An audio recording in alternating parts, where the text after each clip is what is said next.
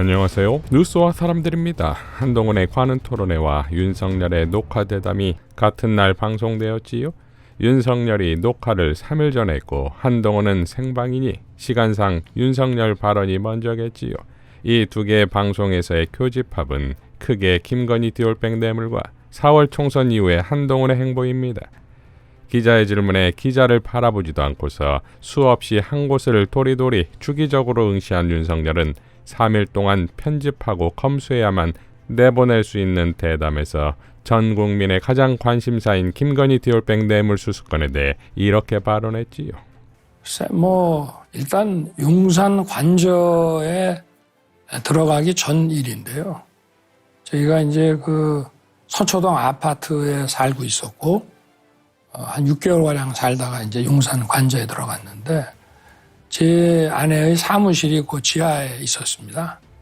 그런데 이제 그런 거를 검색하는 검색기를 거기다가 설치를 할 수가 없었고요. 자꾸 오겠다고 하고 해서 제가 보기에는 좀 그거를 매정하게 좀 끊지 못한 것이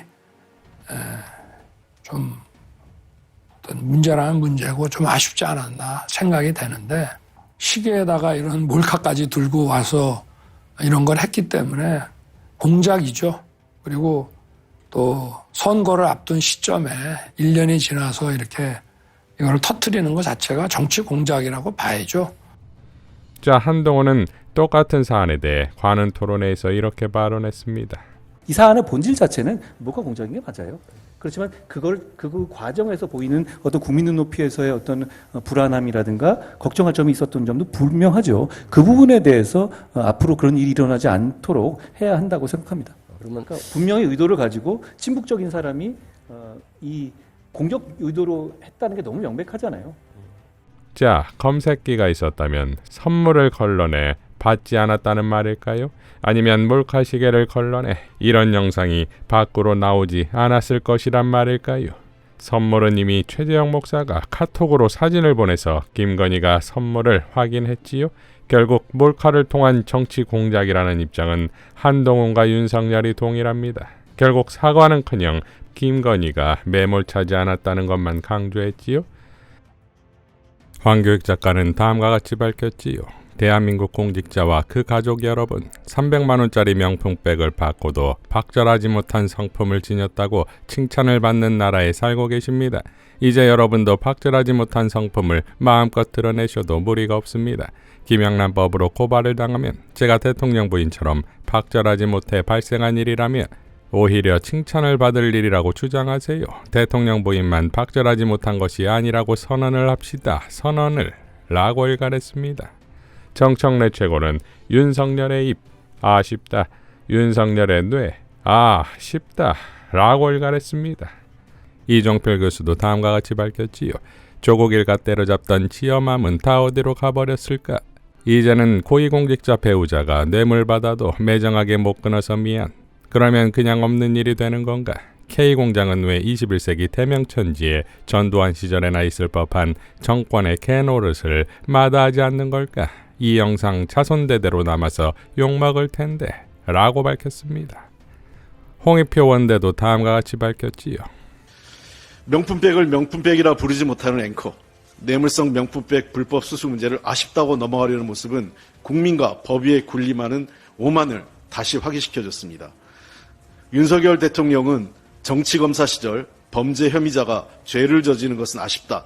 다음부터는 안 그러겠다고 하면 본인이 그런 혐의자를 풀어줬는지 한번 묻고 그 답을 듣고 싶습니다. 촛불 행동의 김민홍 교수는 다음과 같이 밝혔지요. 정말 별 개수작을 다 본다. 이런 험한 말을 내가 평생 쓴 적이 없다. 질문 하나로 끝날 일이다. 김건희가 디올 가방 받은 거 떳떳한가? 김건희 명품 가방 뇌물 수수가 작은 파우치 놓고 가서 논란이 된 일이라니 게다가 출입 보안의 문제를 국민들이 가장 먼저 생각했다고? 범죄자, 이게 국민들이 생각이야. 그리고 국민들이 무슨 걱정을 하긴 해. 분노가 치밀어 당장 잡아들이라고 하는데 뇌물 받은 게 손님 박절하게 대하지 못해 일어난 일이라 다음에는 선을 분명하게 긋겠다고? 그걸로 퉁치고 나가겠다? 단 한마디도 국민들에게 죄송하다거나 사과를 한다거나 하는 게 아니라 모든 책임은 그냥 밀고 들어온 상대에게 책임이 있다. 거기가 밀고 들어간다고 들어갈 수 있는 곳인가? 게다가 정치 공작이 분명하다고 해봐서 아는 모양이구나. 정치 공작이긴 하지만 끝까지 박절하게 대하지 못하고 선을 확실히 긋지 못해 일어난 일이라고. 박절하게 대하지 못하는 것과 뇌물 받아먹은 것과 무슨 상관인가? 그게 그냥 몸에 밴 습관인 거지. 이것들은 참 낯짝도 두껍고 하늘을 우러러 부끄러운 줄 모르고 평생 남의 것 넙죽넙죽 받아 치부하고 부패하고 이 지경에 이른 자들이다. 당장 내쫓아야 한다. 라고 일갈했습니다. 윤석열은 한동훈에 대해 이렇게 발언했지요. 뭐 가까운 사이였지만 제가 총선 끝나고 보자고 했습니다. 한동훈 역시 관훈 토론회에서 이렇게 발언합니다. 지난 연말 제가 비상대책위원장으로 거론될 때 저를 아는 모든 분들이 하나같이 미쳤냐? 절대 수락하면 안 된다라고 했습니다. 정치권 만만한 곳 아니니 너만 소모될 거다라는 얘기였는데요. 사실 누구라도 그렇게 생각할 만한 상황이었고 저도 그렇게 될 가능성이 아주 크다고 봤습니다. 한 달이나 지난 지금도 그 말이 맞다고 생각합니다. 제가 4월 10일 이후의 인생은 생각하지 않는다는 말을 했었는데요. 그 말은 100% 진심입니다. 4월 10일 이후에 진짜로 뭘 해야 될지에 대해서는 정말 생각해보지 않고 있습니다. 여러분 여기 정말 정치라든가 이런 거 식견이 없으신 분들이 있는데 입장 바꿔 생각해보더라도 4월 10일 이후에 제 인생이 좀 꼬이지 않겠습니까? 이기든 지든. 자, 그러니까 마치 자신이 비대위원장에 꽂힌 이유에 대해 윤석열에게 과거의 기억을 환기시키려는 몸부림 같지요. 윤석열은 한동훈에 대해 가까운 사이였다는 과거형을 썼고 총선이 끝나면 연락하겠다는 것은 결국 윤석열에게 한동훈의 쓰임이 다 됐다는 의미가 아니겠습니까? 반면 한동훈은 대선 출마에 대한 질문에 어떤 일이 일어날지 모르니 삶의 스트라이크 존을 열폐한다고 발언한 것은 이인자인 한동훈이 차기 대선 출마에 대한 강력한 부정이 아닌 것이 확실하지요.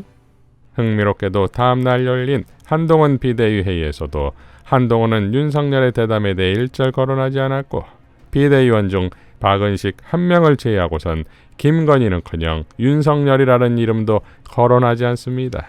이현주는 다음과 같이 밝혔습니다. 대통령의 신년 인터뷰.